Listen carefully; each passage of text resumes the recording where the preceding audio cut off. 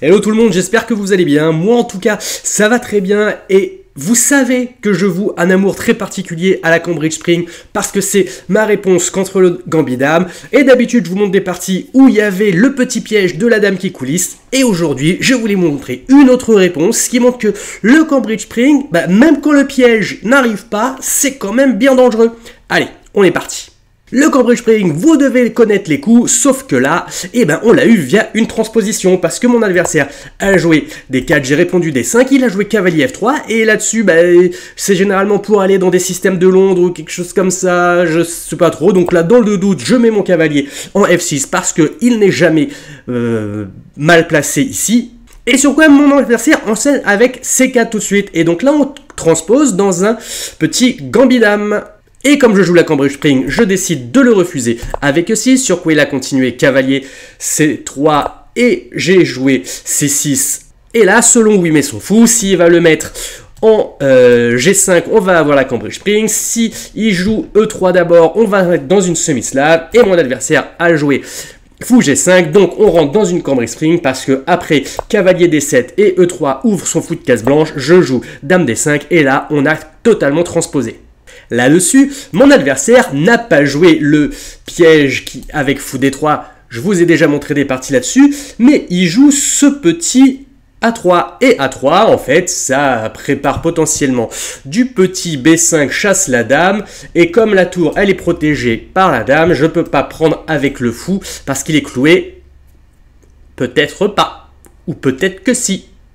En l'occurrence, ce qui s'est passé, c'est que j'ai joué cavalier E4 pour mettre la pression sur ce cavalier, l'attaquer 2 fois, préparer peut-être une petite fourchette, gagner le pion, et si jamais, peut-être éventuellement, prendre le fou, prendre le pion, et s'il y a cavalier qui prend, le piège de la dame qui coulisse traîne toujours un petit peu dans le coin, mais mon adversaire a fait B5, attaque la dame.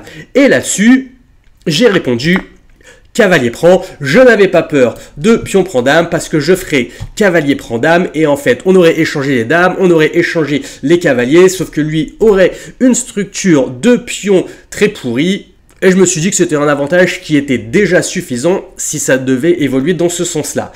Mon adversaire a pris la dame, j'ai pris la dame, il a pris avec la tour et comme je vous disais, on se retrouve dans un milieu de jeu sans les dames où j'ai déjà une forme d'avantage avec sa structure de pion pourri. Il n'a pas de paire de fous pour faire valoir quoi que ce soit d'autre. Donc là, la paire de fous, si il décide de prendre, je vais prendre. J'aurai une bonne structure et je vais essayer de jouer là-dessous maximum. De plus, j'arrive à regagner le petit pion supplémentaire en passant, tout en développant mon fou qui va me permettre de roquer juste après. Et mon adversaire se dit, ouais, je vais bloquer, empêcher le fou de revenir. Sauf qu'il me laisse encore un pion en faisant ça. Il a beau chasser le fou, mais là, le mal est déjà fait. Je n'ai plus qu'à aller échanger. Il refuse l'échange. Je peux continuer à me développer. Là, ça va être pépouze, hein. J'ai 2 pions de plus, va pouvoir stabiliser tranquillement, je vais développer mes pièces, aller jouer mes petits pions passés, et puis ça va être tranquille. Hein.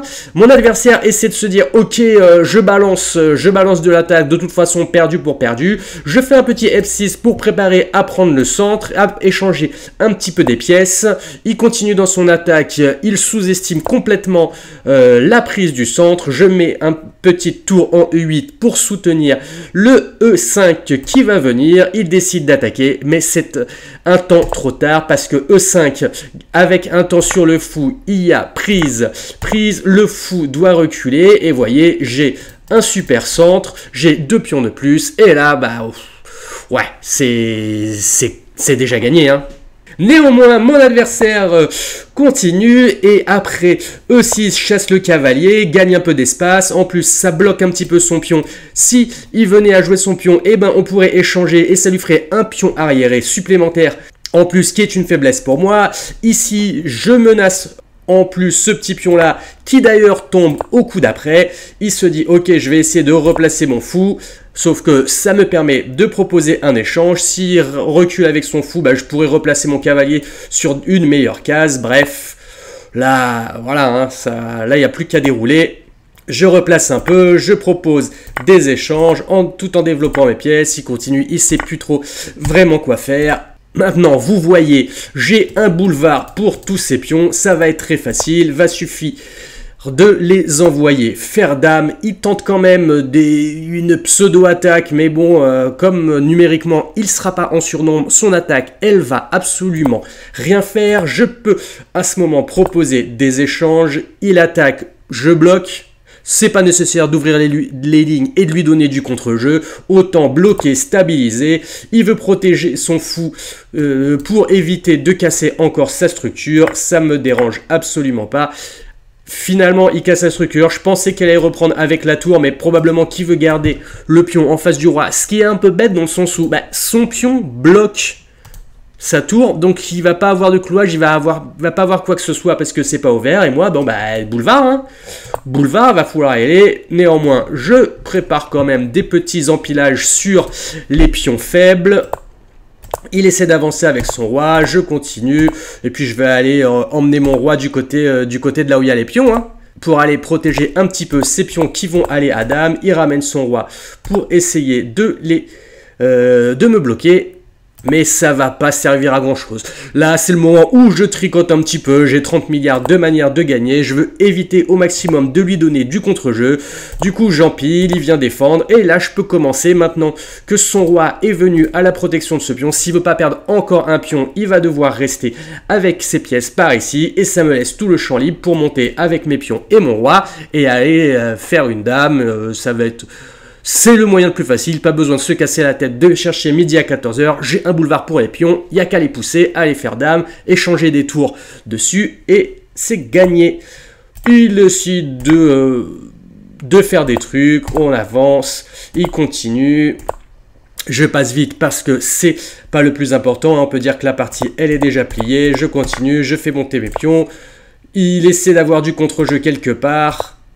Mais comme il est déjà dans un état psychologique, un peu de je subis ma vie, donc je joue des coups sans trop réfléchir, il rate que en bougeant son roi de ce côté-là et non pas par le haut. Il rate le petit maintenant 1. Merci monsieur dame. Alors, à ce propos, même si le graphe me dit que la partie, je n'ai qu'une seule imprécision sur la partie, je voulais revenir sur un point. Tout à l'heure, je disais que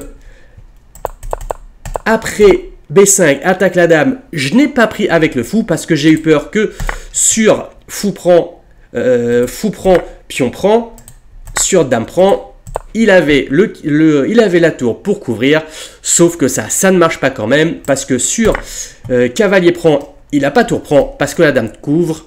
Néanmoins, il a blocage avec la dame, sur quoi je peux faire cavalier se décale, attaque la tour, propose l'échange des dames. Comme la dame est clouée, il ne peut pas venir chercher le cavalier, et donc il va être résoudre à échanger les dames de cette façon-là.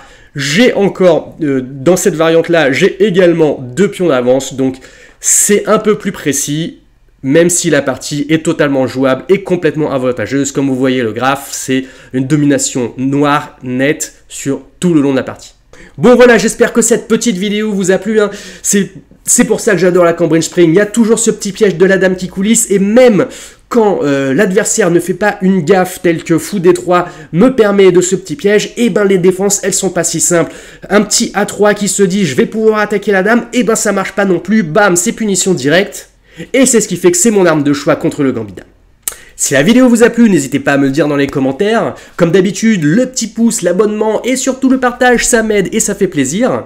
Pensez à la petite cloche pour ne rien rater. Et je vous souhaite une bonne journée, des bonnes parties. Stéphane Camaro, out.